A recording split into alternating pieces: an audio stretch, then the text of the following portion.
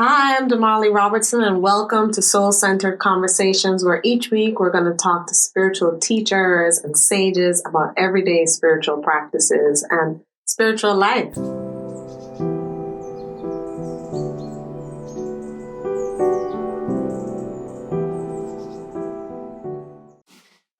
And so today I have with me Karen Smith, who she and I are in community at Heart and Soul Center of Light. And I'm so grateful that you're here. And, for me, I sat in on your workshop around forgiveness and it felt life changing. And so I wanted to talk to you. So thank you for being here, Karen. Please tell us a little bit about you. Well, thank you so much, Damali, for having me and inviting me. I am honored as well to be here. I am Karen Smith. I'm a practitioner of Hawaiian culture and spiritual tradition, of Afro-Cuban tradition, of Afro-Brazilian tradition, of Jamaican tradition. I was going to say, I know there's lots of traditions with other Jamaican. And so I always feel called, although I'm an artist, I'm a singer and dancer, and I'm attracted usually by the song and dance of a culture, I usually end up learning about the spirituality as well. Mm-hmm. And so you go deep into the culture. So it's not, because a lot of people love to just go see something or explore at a surface level, but it feels like what you're saying is that you try to get beneath the surface. Absolutely. Okay. Absolutely. Yeah. For me, otherwise it's meaningless. Yeah. No, I can see that. And so, as I mentioned before, when you led that Ho'oponopono session at Heart and Soul, I was like, okay, like you kind of unpacked it in a way I'd never heard about it. And, for maybe first you could tell us what Ho'oponopono is. Okay. Ho'oponopono is an ancient Hawaiian forgiveness, cleansing process. When there is conflict between people or between communities, in ancient times, people would come together and talk about the process, talk about what was happening, what one side saw, what the other side saw. There would be days and days of talking and negotiating, meals, food shared. It was a serious, intense community practice, from what I understand. And more recently, a man named Dr. Hugh Len learned about the practice and sort of distilled it into these 4 statements. But to jump back a little bit, Ho'oponopono itself means to make right. Ho'o is to do, is to take action. And the word pono in Hawaiian means done and done well. So often I'm like, wanting people to understand something, and I feel like that's sometimes what's missing in conflict and harm is that we don't understand and we don't seek for understanding. We kind of just shut it down, I'm done, and move on. But that doesn't get it done. No. Yeah. No. And both people are usually still feeling about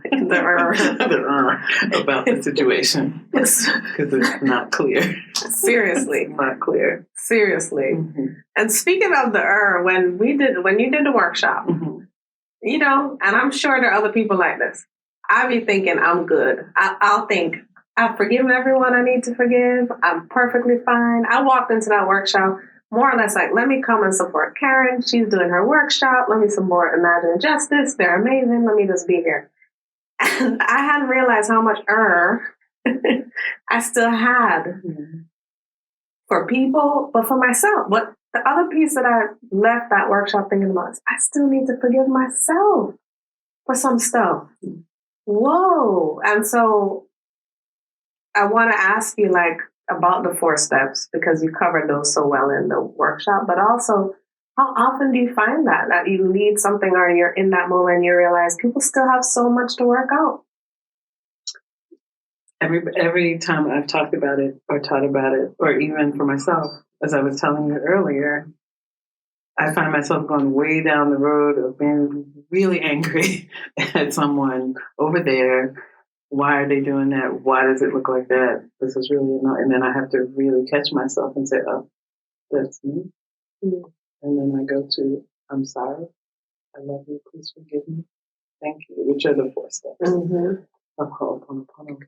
So when you can't get it done and done well, like when you can't have days of working through forgiveness like they did in the times when they were so wise and like really had it really thought out. The 4 steps help. And tell us why those 4 steps help and how 4 steps help, and just tell me about it. Like, repeat the steps again for me. So the intention behind Ho'oponopono is that everything that we see outside of ourselves is us. Mm-hmm. In Science of Mind, I create the world. I create my world.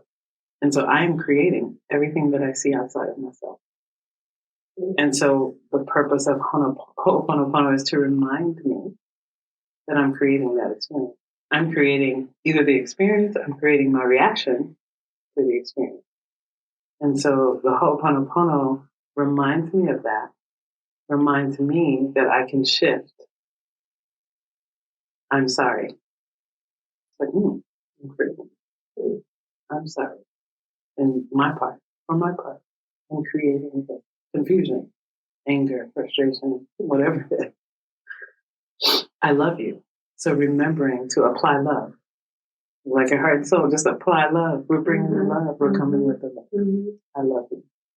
Please forgive me for my part in creating this. And thank you for the opportunity to remember who I am, to remember my divinity, to remember your divinity, which is my divinity. So it really just brings you back to the center. It brings you back to the divinity of the situation, the divinity of everybody involved. Yes. And sometimes we lose track of that divinity. I know I do. Mm-hmm. A hand in the air.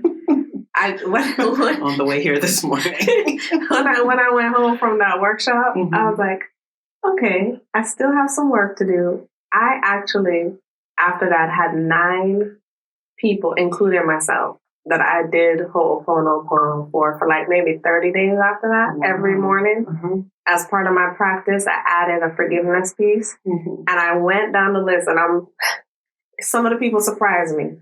Older family members, younger family members, or close friends, or friends that are no longer in that same configuration of friendship.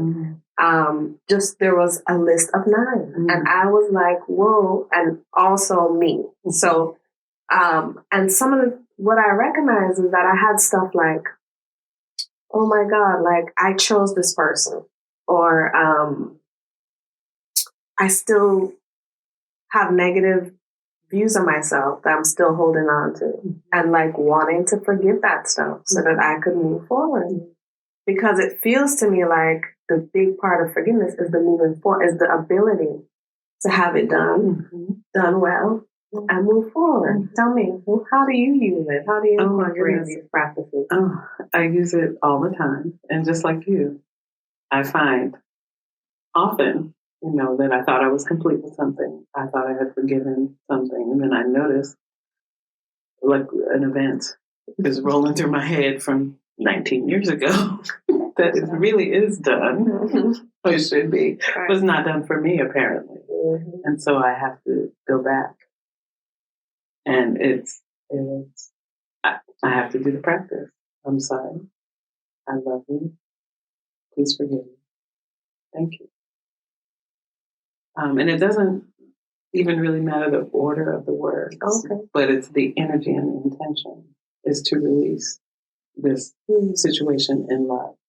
Especially if you can't contact the person, if they're not living, or, they're out of your reach. You can't call often, although often with Ho'oponopono, all of a sudden those people will call you as you bring them up. You'll hear from them. You get an email, phone call, a message from another person, and it'll give you an opportunity to actually talk with that person. But you may find that the energy of it is gone as you continue to do the Ho'oponopono and release the energy around the situation. That it no longer has any, or it'll stop having so much fire for you.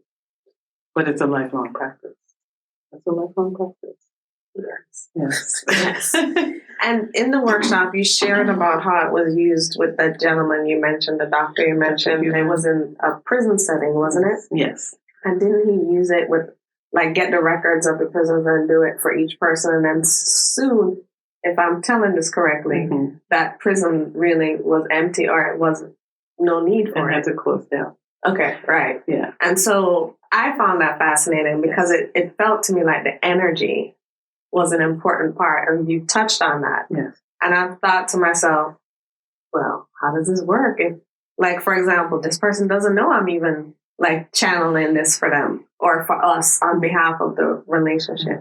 But what I'm getting from that conversation, from what you just said, is that it's an energetic. It's an energetic. So that person's soul knows. Yeah. The human self may not know, but their soul knows. And so their souls are working it out, are doing Ho'oponopono. Because with Dr. Hugh, he never met any of the people that he did Ho'oponopono for in the prison. He never met them. He sat in his office with their file and said, I'm sorry, I love you, please forgive me, thank you, regardless of what their crime was. He recognized the potential for that in himself and forgave that in himself with the intention of the other person as well, and cleared. And eventually that prison had to close because they wanted enough people. That's what we want. There was also a mental health prison situation. That's what we want more of, though. It feels like, I mean, that's why I believe in restorative justice, and like the idea of that for our current prison system is doing more of that, because you talked about the potential of people and him seeing the potential in everyone. But I also see, I think that's why we're here. I think that's why we're at Heart and Soul. I think that's why we do what we do, is we see the potential in everyone. And so it feels like to me that all of us could do this. Every single person within the sound of my voice and beyond who could do something like this if they were hurting, or if they felt wrong, or if they felt like, you know, this just is not going to be resolved. There's a way to resolve it, and you don't need the other person. I think we think with forgiveness is about the other person and needing them somehow. Right. So say that, speak on that. It's never about speak on that. And it kind of goes back to, again, is we're all one. So I'm you, you and me. We're all one. So if something comes up in me in relation to you, or something I think you said or did, it's really about, I'm the one that's triggered. There's something that's being triggered in me. Lord, that's a lot of responsibility. I'm sorry, I love you. Please forgive me. Thank you. So but you're right. Not you. It's not really you. It's just you're providing the opportunity for me to look at that wound, wherever it came from, whether it's childhood, young adulthood, whenever the wound happened. It's an opportunity for me to look and to heal.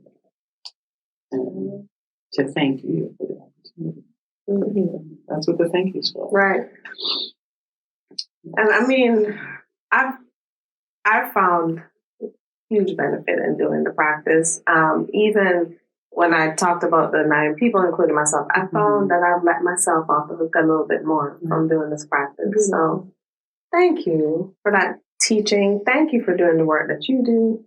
Thank you for delving into culture in a way that allows us to see some of the stuff that is not part of like popular culture, and not the things that we're going to see all over the, you know, like the headlines and the news feeds, but the things that feel still important. And I think the value in culture is often the closest thing to kind of the most indigenous parts of it. So thank you for studying that and sharing it with us. Well, thank you for having me and letting me share that. Yeah. Can I give you a hug? The tools, absolutely. All right.